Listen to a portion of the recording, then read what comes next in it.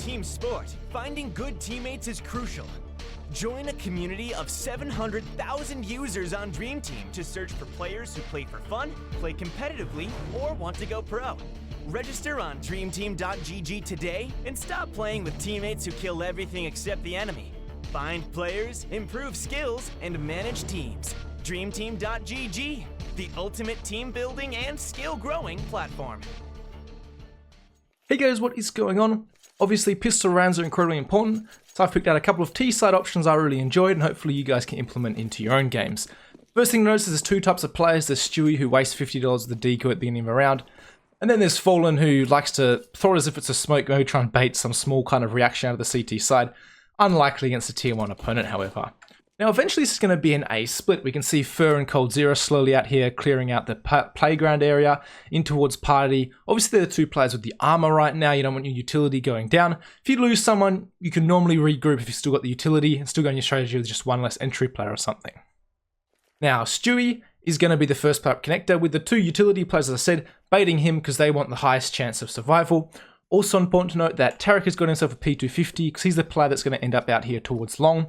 Obviously long range engagements, P250 has that one-shot headshot potential, whereas the Glock often won't do. And there's going to be two smokes lined up for this particular take. The first one's going to be this one from Tarek, which I'll show you the potential lineups in a second, and the other one's going to be this one, which Fallen's just thrown. And these two smokes, we are going to see in a second where they land. Fallen's going to continue on to throw more of a progressive flash, allow his teammates into position to swarm onto this bomb site. And the avenue of attack is going to be quite obvious in a second. Tarek obviously needs to get into position. Dupree has been applying a bit of pressure out here, but they're double flashing together to really attack this truck position of the map. And this is quite obvious when you look at it from an overview situation. You can see this smoke here, obviously denying any information from Dupree towards long, and Fur and Tarek obviously pushing up here. But they're flashing Stewie and going for these entry kills almost alone in this scenario. But he's going with the two flashes.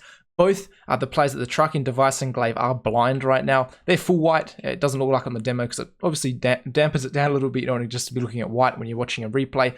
But Device is going to find the headshot anyway. But then we can see the attack on towards truck. Is these players are peeking together. Fur comes out and takes the original contact. Tarek's coming within this scenario, holding this angle. Fallen's also going to peek. Glaive finds that one. These players are peeking. Glaive's going to find another one onto Fallen. So that one's not going too well, but you can see these players are definitely swinging in time with each other, trying to attack that area of the map together, and Glaive just basically hits too many shots, which he shouldn't do. He gets 2 kills. He probably should have only had 1, if not 0, if Stewie finds those entries and Device doesn't find that opening headshot. So I love the strategy behind this one. You look at the map right now, you can see all these players are lining up, all fighting the same area of the map from MIBR, definitely focusing on the area of the map and knowing what they're doing. So I just enjoy this one. Doesn't go their way, but it doesn't mean it's not a good strategy, and I can definitely see the thought process behind it. I'm not going to run through every POV for this strat, but I just want to do Stewie's, just because he's the entry player. Look at where his crosshair is, how he likes to clear out different parts of the map, particularly when he's going on to that A site. Just the route he takes is a little bit important to not getting spotted. So it's the only POV I'm going to fully cover. So obviously he's jiggling all these angles that these players are coming up behind him, as we talked about, the players with the utility. And he's obviously moving quite fast around. You don't want to be slow as a entry fragger. Jumping on pistol rounds also very highly recommended by most entry fraggers. Much less chance of you getting shot, and forces the players back to side. Just so that Astralis player did spot him out originally towards the beginning. And again, he's just going to wait for this first flash over from Fallen before creeping up here towards the A side. Or maybe I'm mistaken. There's the flash, and he's going to move up eventually. He's going to get himself on towards this ledge here, and there's not much time to wait, but he should be aiming right now. Obviously, he's getting in position, just doing his strafe, but he'd aim closer towards that middle box where Dupree is, where he's likely to get peeking. See his crosshair does move there in a second, but the flash is over incredibly quickly for him, and he's just ran this corner. Does get taken out by the player, as we said. But that's just the entry pattern, the only one I wanted to cover. And yeah, if you want to watch any entries onto the A side overpass, you can see how Cold Zero does it there as well, aiming towards that bank once you jump up, and then concentrating towards this truck once you've dealt with that area of the map. And I know you guys want to know the two smokes they throw. So the first one's going to be by Tarek, just out from this chair. Find this blue tile. Crouch down, find yourself in the middle of it, and then you're going to find where this umbrella meets, well, obviously just meets a bit of concrete. Just go up a tiny little bit like that, and then out until you find the railing. So it's going to look a little bit like that. Just stay crouched and let that one fly. That's going to be the one for the side of the site here. It's just going to bounce over a lot easier than other ones I've potentially seen, obviously denying all the vision as we said. And Fallen one's going to be a jump throw from out here. Just be cautious with this. If you come in against the wall, you actually get stuck on a clipping, which is incorrect. So if you can see all of the toilet sign, you're in the wrong spot. Make sure you kind of come in from an angle like so, because then you can only see half of the male part of the toilet sign. That's how you know they're in the right spot for this jump throw. Find this little light sticking out here. Just find the rightmost point of that, aim at that, and do a jump through. 128 tick, 64 tick, I don't care. So if you play 64 tick, go work it out yourself. And it's going to land right there, obviously denying the rotations, making it a lot harder. Because, well, obviously, if you're attacking this truck area of the map, if a player's going to sit here, just pun this dumpster and pin you up as you're trying to fight this area of the map, it's not going to be good. So that smoke's obviously placed for that, and also making rotations a little bit slower for the CT side. And well, it wouldn't be one of my videos without me including an Astralis strategy somewhere. So this is going to be a very fast B rush by them, quite coordinated even though it is incredibly quick. And this first smoke thrown by Glaive, I don't think I've seen it before. Believe it or not, when you see it, it's actually a heaven smoke coming out from a running jump throw. I'll show you an easy way to line it up, hopefully, and explain it so you guys can do it with relative consistency. So that right here, this is going to be, that's a heaven smoke. And then Dupree does this, and then they all just rush short. And I'm going to show you the strategy very briefly now and what happens. So Zipex has utility as well. He throws this flash over from this long monster area, which is going to pop. As these players start coming around short, you can see Zeus is forced away, even Flamey gets blinded out here, and these players are getting red around the corner. It's really forcing those Na'Vi players out of position. While this is going on, Glaiver's got his utility. He's thrown his flash over here towards Monster, which is also going to get Flame in this scenario, trying to pick Monster. Edward, not so much. You can see he's just managed to avoid him. Maybe this was meant to be a little bit harder to try and find that player. And then after that, it's just an all-out rush. Zipex comes out here towards this monster area. Glaive's ready to join up here towards short. He starts picking up at the backside any rotations from Con, I believe.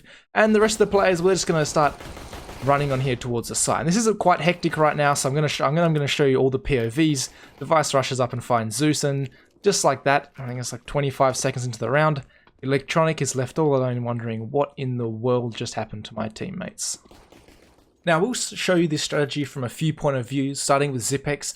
And one thing to note about this is Zipex only uses one flash in this strategy, so he still has a spare smoke and a flash at the end of a round, which he can obviously do what he wants with them. If something goes south for Astralis, they probably have more options with Zipex.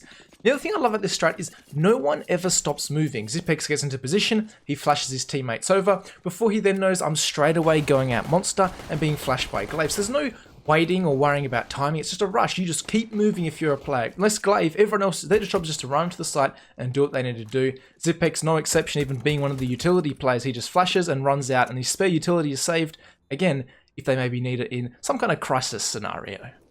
Next up is Glaive, and as we already saw, he likes to throw this smoke in here towards Heaven. Obviously a very quick popping smoke. We'll see this from Dupree's point of view, how fast this one actually is. And even him, once he lines up his smoke, doesn't really stop moving. He gets into position to flash Zipex out, and then he's straight away picking up this potential flank from door that could come through. And his job is simply just to sit here and watch. Doesn't happen in this scenario, so he gets quite a boring round come out for him. But I'm sure he's pretty happy that his team picked up this pistol round in the grand final of a major. Alright, so I promised that I'd show you the Glaive smoke, how you line it up. So it's going to be tucking yourself in towards this corner here, so this little ledge is. You're going to turn around, find this diagonal area. This is easy to see on your actual PC, it just might not be easy right now. You're going to find this dirty patch in basically the center. Just aim at the middle of that with your smoke grenade. You're going to go down to the top of this railing here, and you're going to run forward till you hit about here and do a jump through. So if I haven't pushed myself out of position, nope, I'm going to run forward and do a jump through. And that's just going to bounce in here towards Heaven. And the way this bounces off that shelving is really cool in my opinion. And just like that, Heaven smoked off. So that's a smoke. This is 128 tick. Yeah, simple as that. And the last man on this strategy we're going to be looking at is Dupree, because obviously Magisk and Device just really follow him in towards the site. And he's going to be the entry. And what he does to start off here should probably be illegal, what he does to Simple. Especially if it's to Simple. I mean, who in the world does something like that? And they just get flashed out here, as I said. They're entering. The Heaven smoke is pops. There's no rotations, no long-range duels there that the USPs could potentially win. And they're on towards the site. So you can see the timing overall of this. No one ever stops moving. The Heaven smoke pops to deny that rotation. The flashes are all in instantly. And there's honestly no chance at all for Na'Vi to react. And I know I always go on about Astralis, but this strategy, it is beautiful.